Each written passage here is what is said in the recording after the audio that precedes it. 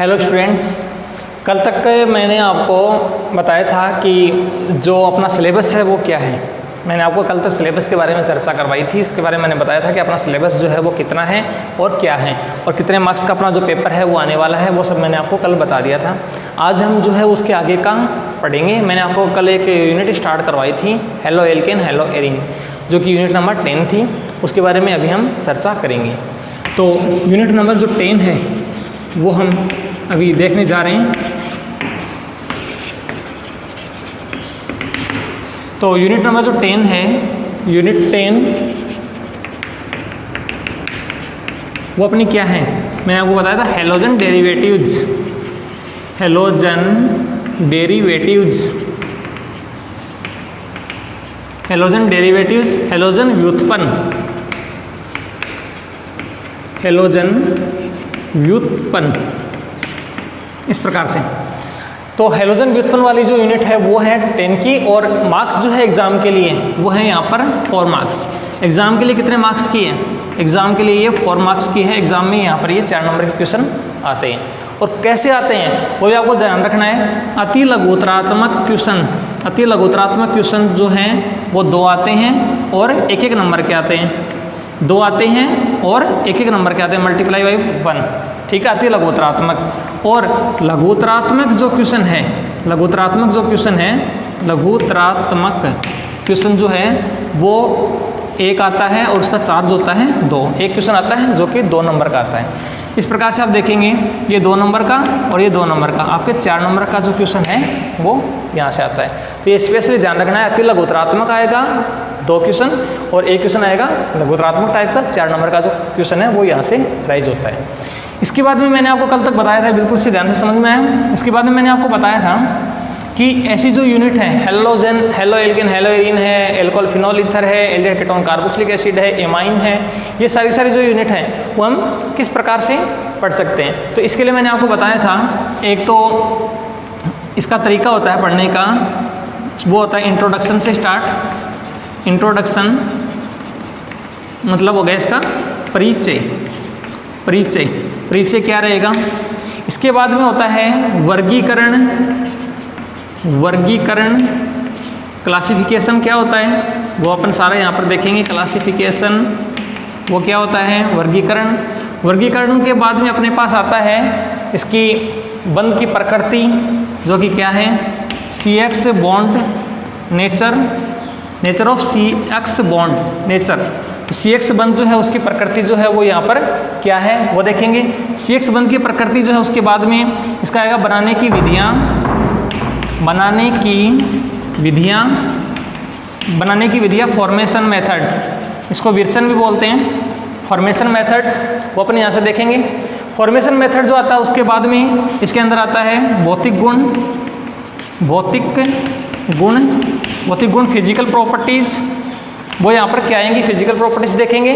उसके बाद में हम यहाँ पर देखेंगे chemical properties, chemical properties, chemical properties, chemical properties यह आ जाएगा इसका रासायनिक गुण, रासायनिक गुण, केमिकल प्रॉपर्टीज़।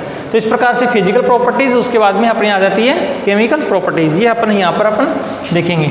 इसके जस्ट बाद में क्या देखना है कि इंट्रोडक्शन क्या है, मतलब हेलोजन व्युत्पन्न जो है इसका इंट्रोडक्शन क्या है। तो वेरी सिंपल है। जैसे अपने पास कोई एल्केन है CH4, कम से कम कार्बन का एल्केन कितना है, 1, वो हो गया CH4।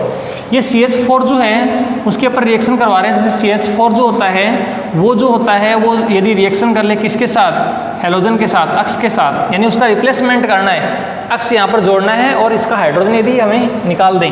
जैसे कि अपने पास है CH3, तो यहाँ से आउट हो गया और वो अक्स के साथ जुड़ गया, प्लस H यहाँ पर आउट हो जाता है।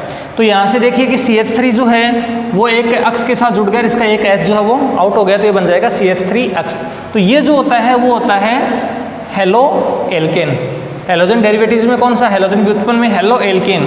अपने पास इस हेलोजन डेरिवेटिव्स में 2 चीज़ पढ़नी है। एक तो हमें पढ़ना है यहाँ पर हेलो एल्केन और एक हमें पढ़ना है यहाँ पर hello arene. Halo alkane and hello arene, ये अपने को दो चीज़ें पढ़नी है। तो हेलो एल्केन जो है वो ये हो जाता है, ये तो होता है हेलो और ये होता है एल्केन। आपको बिल्कुल से स्पष्ट हो जाना चाहिए। हेलो, हेलो जो है वो तो होता है हेलोजन। हेलो जो है इसका मतलब होता है हेलोजन।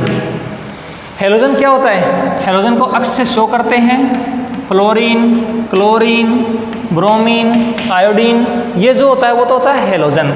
और एल्केन एक आता है अपने पास एल्केन। एल्केन जो होता है वो क्या होता है? जो इसके साथ जुड़ा हुआ है, जैसे कि अपन जोड़ रहे हैं इसके साथ CH3। वैसे तो एल्काइल है ये, एल्काइल मतलब R, एल्किल, तो हम इसके साथ जोड़ रहे हैं तो एल्केन C2H5 C3H7, ये सारे क्या है? एल्केन। तो ये हो गया हेलो और ये हो गया एल्केन, तो संयुक्त रूप से बन जाता है हेलो एल्केन। ये बन जाता है हेलो एल्केन। अभी हेलो एल्केन इस प्रकार से बना है, तो इसी प्रकार से एरिन भी बन सकता है। जैसे कि फॉर एग्जांपल अपने पास इसको भी अपन दूसरे तरीके से भी लिख सकते हैं। CH4 अक्स है अपने पास एक, तो या इसके अलावा यदि आप और देखते हैं जैसे कि फॉर एग्जांपल CH3OH, ये कोई एल्कोहल है CH3OH, इसकी रिएक्शन अपन यदि कर दे किसके साथ? HX के साथ कर देते हैं, तो इसको थोड़ा सा हीट देते हैं, इसको हीट बोलते हैं साइन, इसको थोड़ा हीट देते हैं। तो हीट देने से क्या हो जाएगा? यहाँ से H, इसका OH माइनस हो जाता है, यहाँ से H2O।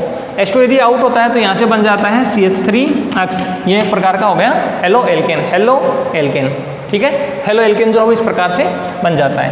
तो ये छोटा सा इसका एक इंट्रोडक्शन था कि हेलो एल्केन जो होता है वो रियल में बनता कैसे है। ठीक है, इसी प्रकार हेलो एरिन बनता है। जैसे कि फॉर एग्जांपल ये बेंजीन की कोई एक रिंग है, ये बेंजीन रिंग है, इसकी अंदर एक हाइड्रोजन का रिप्लेसमेंट कर रहे हैं हीट देके। यहाँ पर एक H है वो है, तो इसका H अब इसके X के साथ रिएक्शन करता है, तो यहाँ से HX जो है वो सॉरी इसका जो H है वो अपने को क्या करना है? निकालना है। X यहाँ से ऐसे करना है, इसका X जो है वो यहाँ जोड़ना है ऐसे, तो यहाँ से H जो है वो यहाँ से आउट हो जाता है, और जो एरिन है उसके ऊपर क्या जुड़ जाता है? X जुड़ जाता है। तो ये होता है हेलो एरिन, हेलो एरिन। ये हो गया हेलो और ये हो गया एरिन। एरिन किसको बोलते हैं? बेंजीन की रिंग को कहा जाता है एरिन। इसको भी कहते हैं, जैसे कि ये C6H6 है, एरिन है, ARINE, एरिन, एरिन। ठीक है, C6H6, या इसका आप फॉर्मूला देखें तो इस प्रकार से है, ये बेंजीन की रिंग है, ये एरिन है। या अपना आप CH2 के आधार पर देखें तो CH2, CH2, CH2, CH2, CH2, CH2 इस प्रकार से, और ये इस प्रकार से बन जाता है। तो ये एरिन है। तो ये हेलो एरिन इस प्रकार से भी लिख सकते हैं। इसके ऊपर यदि एक हाइड्रोजन है इसका रिप्लेसमेंट कर दिया जाए और यहाँ पर हेलोजन जोड़ दिया जाए तो भी ये हेलो एरिन है। तो ये बिल्कुल से सिंपल सी चीज़ है कि हेलो एल्केन और हेलो एरिन क्या होता है? यदि किसी एल्केन में से कम एक हाइड्रोजन का प्रतिस्थापन, बिल्कुल ध्यान से समझेंगे, यदि किसी एल्कोहल में से यदि किसी एल्केन में से कम एक हाइड्रोजन का प्रतिस्थापन हेलोजन के द्वारा कर दिया जाए। प्रतिस्थापन का मतलब होता है एक को हटाना और एक को जोड़ना। तो यहाँ से CH3X, CH3X, और ये H जो है वो यहाँ से आउट हो जाता है, तो CH3X प्लस H, तो हेलो एल्केन। यदि किसी एल्केन में से कम एक हाइड्रोजन का प्रतिस्थापन यदि अक्स के द्वारा कर दिया जाए तो प्राप्त समूह क्या कहलाता है? हेलो एल्केन कहलाता है। ये हेलो एल्केन है। यदि किसी बेंजीन में से C6H6 बेंजीन में से कम एक हाइड्रोजन का प्रतिस्थापन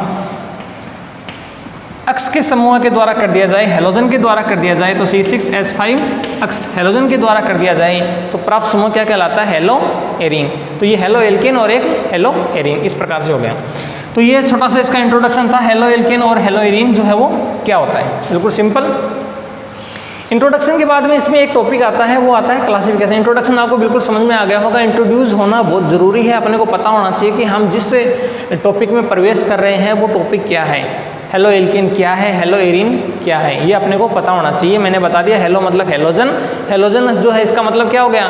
क्लोरीन, क्लोरीन, ब्रोमीन, आयोडीन, ये हेलोजन होते हैं। और एल्केन का मतलब हो गया जैसे CH3 से स्टार्ट हो गया, CH3, C2H5, C3H7, ये सारे एल्केन, तो ये हो गया हेलो एल्केन।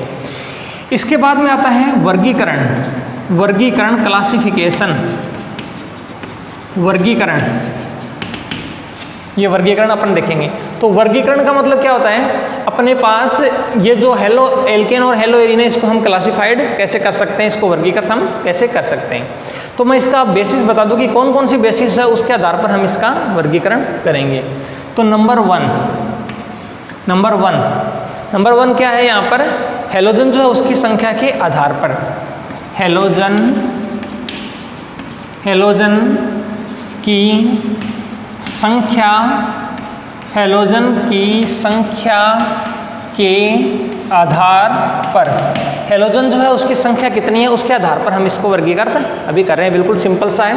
जैसे कि फॉर एग्जांपल CH3 और इसके ऊपर जुड़ा हुआ है अक्ष 1, तो ये मोनो हो जाता है। जैसे कि मैं आपको बताऊं, अक्ष 1 जुड़ा हुआ है, इस प्रकार का कंपाउंड है। CH2 यहाँ पर एक अक्ष जुड़ा हुआ है, यहाँ पर एक अक्ष जुड़ा हुआ है, ठीक है, तो ये 2 हेलोजन हो गए। इसी प्रकार CH2 अक्ष यहाँ जुड़ा हुआ है, ठीक है, एक अक्ष यहाँ जुड़ा हुआ है, हाइड्रोजन कम कर देते हैं, एक अक्ष यहाँ जुड़ा हुआ है, 3 हेलोजन हो गए। तो इसको तो बोलते हैं मोनो हेलो कंपाउंड, ये तो मोनो हो गया, मोनो कंपाउंड है। 2 होते हैं तो इसको बोलते हैं डाई हेलो कंपाउंड, ये हो गया डाई। और ये 3 जुड़ जाते हैं तो इसको बोलते हैं ट्राई हेलो कंपाउंड्स, ये हो गया ट्राई। तो मोनो 1 को बोलते हैं, 2 को बोलते हैं डाई और 3 को बोलते हैं ट्राई।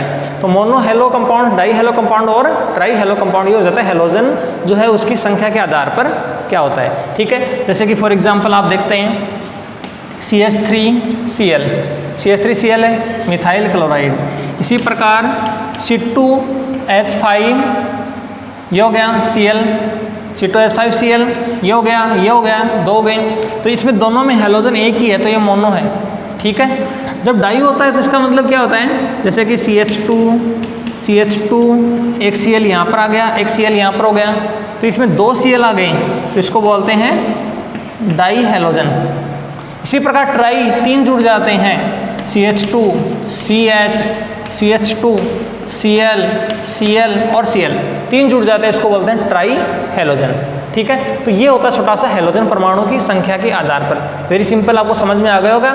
1 जुड़ता है तो मोनो हेलोजन कंपाउंड, 2 जुड़ता है डाई हेलोजन कंपाउंड और 3 जुड़ता है तो ट्राई हेलोजन कंपाउंड। ये होता है हेलोजन परमाणु जो उसकी संख्या के आधार पर जो है वो हम इसको वर्गीकृत कैसे कर सकते हैं। ऐसे ही ये हेलो एल्केन में है, तो इसी प्रकार से हेलोजन जो है वो एरिन के अंदर भी अपन देख सकते हैं। एरिन में कितने जुड़े हुए हैं, एरिन मैंने अभी आपको बताया बेंजीन की रिंग होती है, ये बेंजीन की रिंग है, ये एक एरिन है। इसमें आप हेलोजन देखिए कितने जुड़े हुए हैं, जैसे एक हेलोजन यहाँ पर जुड़ा हुआ है तो ये मोनो हेलो है, ये मोनो हेलो कंपाउंड है, ठीक है। इसी प्रकार यहाँ जुड़ा हुआ है एक अक्ष यहाँ जुड़ा हुआ है, ये डाई हेलो कंपाउंड है, डाई हेलो कंपाउंड। और यदि 3 जुड़े हुए हैं, जैसे ये अपने पास है, और यहाँ पर एक हेलोजन यहाँ जुड़ा हुआ है, एक हेलोजन यहाँ जुड़ा हुआ है, एक हेलोजन यहाँ जुड़ा हुआ है, तो ये ट्राई हेलो कंपाउंड है, ठीक है।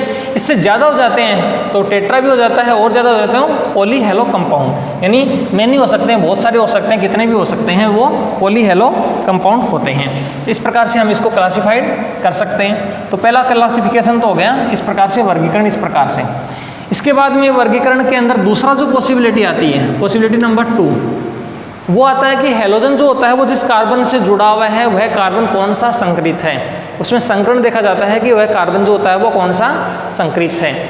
जैसे कि CsP3 अक्ष बंध के आधार पर, ये अपन देखेंगे ऑन द बेसिस ऑफ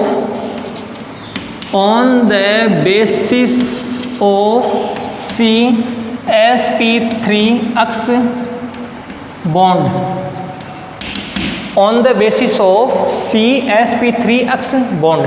तो इस आधार पर हम इसको वर्गीकृत जो है वो कैसे कर सकते हैं। तो वेरी सिंपल है, इसमें अपने को 3 कैटेगरियों में इसको डिवाइडेड करना है। 3 कैटेगरी कौन कौन सी होंगी इसमें, इस आधार पर। नंबर 1, पहला क्या आता है, पहला आता है यहाँ पर प्राथमिक कौमा द्वितीयक तथा तृतीयक, प्राथमिक कौमा द्वितीयक और तृतीयक, ठीक है। प्राथमिक कौमा द्वितीयक तथा तृतीयक एल्किल हैलाइड, तृतीयक एल्किल हैलाइड, एक तो ये आता है।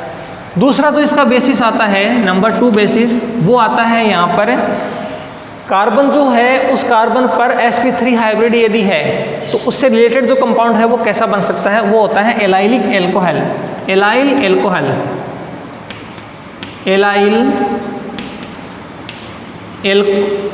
Alkyl halide, allyl alkyl halide,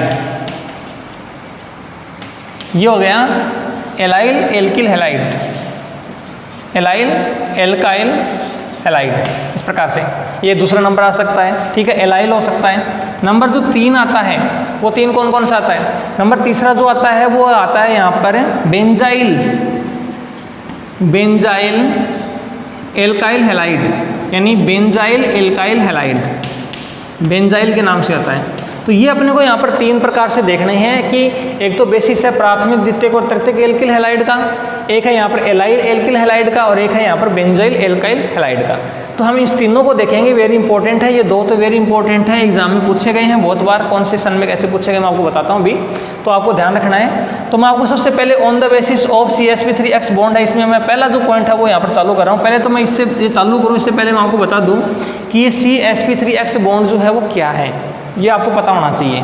ये क्या होता है कि जैसे कोई एग्जांपल, फॉर एग्जांपल जैसे R जुड़ा हुआ है, इस पर CH2 जुड़ा हुआ है और इस पर X जुड़ा हुआ है, तो इसका मतलब क्या होता है कि X जिस कार्बन पर जुड़ा हुआ है वह कार्बन जो होता है वो sp3 संकृत होना चाहिए। अब sp3 संकृत होने का मतलब क्या होता है, ये वाला जो कार्बन है वो sp3 संकृत होना चाहिए, मतलब इसमें सिग्मा बॉन्ड जो है वो काउंट करने हैं 4 होने चाहिए, ठीक है। sp3 संकरण तभी होगा जब क्या होगा, सिग्मा बॉन्ड 4 होंगे। तो आप इसमें देख रहे हैं कि ये R है, एक C है, R और C, इसमें एक सिग्मा बॉन्ड है, यानी एक सिंगल बॉन्ड जब होता है तो उसको बोलते हैं एक सिग्मा बॉन्ड। आपको विशेष ध्यान रखना है कि एक सिंगल, एक डबल, एक ट्रिपल, ये 3 बॉन्ड अपने पास है। तो तीनों बॉन्ड में क्या होता है, मैं यहाँ लिख देता हूँ, ये तो है सिग्मा, ये है यहाँ पर पाई बॉन्ड, सिग्मा और पाई। इस सिग्मा में देखेंगे एक सिंगल बॉन्ड, एक सिग्मा, एक डबल बॉन्ड, एक सिग्मा, एक ट्रिपल बॉन्ड, एक सिग्मा। पाई बंद है, सिंगल बॉन्ड है तो 0, डबल बॉन्ड है तो यहाँ पर पाई बंद 1, ट्रिपल बॉन्ड है तो पाई बंद 1, इस प्रकार से, सॉरी 2 हो गए 2। तो इस प्रकार से क्या हो गया कि कितने भी चाहे सिंगल बॉन्ड हो, डबल हो चाहे ट्रिपल हो, जो सिग्मा बॉन्ड है वो क्या होंगे, एक एक ही होंगे। ये इसका विशेष ध्यान रखना है, ये कई बार बच्चे भूल जाते हैं और गलत होती है, तो आपको इसका ध्यान रखना है, ये ध्यान रख लेना। इसके जस्ट बाद जैसे कि मैंने आपको बताया R और C के मध्य एक सिग्मा बॉन्ड आ गया, फिर C और X के मध्य, C और X के मध्य कितना सिग्मा बॉन्ड है, एक सिग्मा, मतलब एक सिंगल बॉन्ड है तो एक सिग्मा। कार्बन हाइड्रोजन कितने हैं, कार्बन और हाइड्रोजन कितने हैं, तो यहाँ पर टोटल 2 हैं तो 2 सिग्मा बॉन्ड, 2 हाइड्रोजन एक ऊपर एक नीचे लिख देंगे तो 2 सिग्मा बॉन्ड प्रेजेंट है। तो टोटल सिग्मा बॉन्ड कितने हो गए, 2, 1, 3 और 1 4 सिग्मा बॉन्ड होते हैं। तो संकरण कौन सा होता है, sp3 संकरण, ठीक है। विशेष ध्यान रखने की बात, यदि 2 सिग्मा बॉन्ड होते हैं, 2 सिग्मा बंद होते हैं तो संकरण जो होता है वो होता है sp संकरण। यदि 3 सिग्मा बॉन्ड होते हैं तो संकरण होता है sp2, ठीक है। और 4 सिग्मा बॉन्ड होते हैं तो संकरण होता है sp3 संकरण। तो यहाँ पर 4 सिग्मा बॉन्ड है तो sp3 संकरण। ज्यामिति जहाँ तक देखी जाए sp में तो ये क्या होती है, लीनियर होती है, यानी एक ही लाइन में होती है। समतलीय संरचना जिसको बोलते हैं समतलीय संरचना, ये त्रिकोणीय संरचना और ये जो होती है वो होती है टेट्राहेड्रल। टेट्राहेड्रल मतलब चतुष्फलकीय ज्यामिति। तो ये अपने को ध्यान रखना है कि 4 सिग्मा है, इसका मतलब sp3 बॉन्ड है, इसके आधार पर हम इसको बेसिस मान के पढ़ रहे हैं। तो अब अपन बात कर रहे हैं कि प्राथमिक, द्वितीयक और तृतीयक एल्किल हैलाइड क्या है। तो ये वेरी सिंपल है, इसको ध्यान से देखना है। CH अपने पास जैसे 3 है, इसके ऊपर जुड़ा हुआ है X। अब अपने को पहली बात तो ये पता लगानी है कि ये कार्बन जो है वो कौन सा हाइब्रिड है, इस कार्बन के ऊपर संकरण जो है वो कौन सा है। तो sp3 है, इसके अंदर sp3 संकरण है, पहली बात। अब इस कार्बन से आगे कितने जुड़े हुए हैं, मतलब इस कार्बन से हाइड्रोजन के अलावा क्या जुड़ा हुआ है। तो इस कार्बन से हाइड्रोजन के अलावा एक तो हेलोजन जुड़ा हुआ, तो साइड में, इसके अलावा और क्या, जैसे अपन इसको ऐसे लिखे तो H C H और H और यहाँ पर आ गया X। तो इस कार्बन में इसके अलावा ये 3 हाइड्रोजन जुड़े हुए हैं, समझ में आ रहा है? तो 3 हाइड्रोजन जुड़े हुए हैं, तो इसका मतलब क्या हो गया, ये जो